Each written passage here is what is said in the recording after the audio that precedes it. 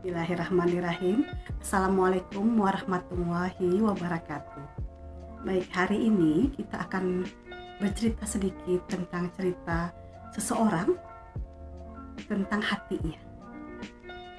Dia ibu rumah tangga, punya 3 anak, kemudian sudah menikah selama 13 tahun, dan ternyata hatinya masih menyimpan cerita lain tentang suatu kisah yang dia simpan sangat indah di hatinya.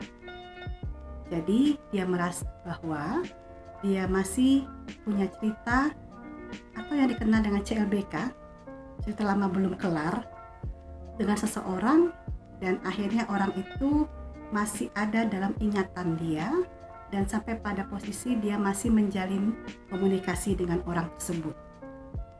Nah, bagaimana ini, Bu? Ini rasa yang gimana sebenarnya? Oke, saya membahas dan membalas chatannya. Saya katakan bahwa ketika kita sudah memilih untuk berumah tangga, artinya kita sudah menghapus cerita di masa lalu kita. Sudah selesaikah kisah itu? Belum selesaikah kisah itu? Tapi dengan kita memproklamirkan bahwa kita sudah menikah, maka selesai sudah cerita di masa lalu. Finish.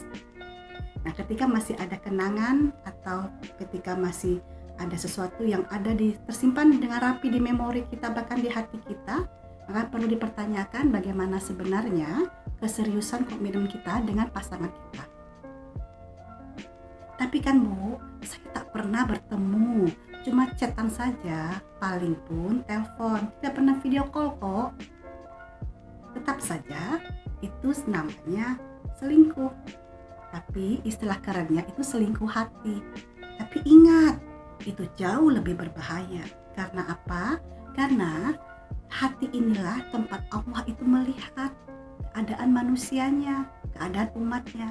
Ketika hatinya tak bersih, ketika hatinya mulai menyebelah kanan, menyebelah kiri, walaupun memang bilik-bilik hati itu sangat banyak secara fisik ya, kan bukan berarti untuk menyebelahkan hati. Istighfar dan tanyakan kembali kepada diri sendiri masing-masing, tanya pada hati, apakah kita serius tidak? Kita ini seperti apa hidupnya? Cerita lama selesaikan sudah, walaupun mungkin belum selesai.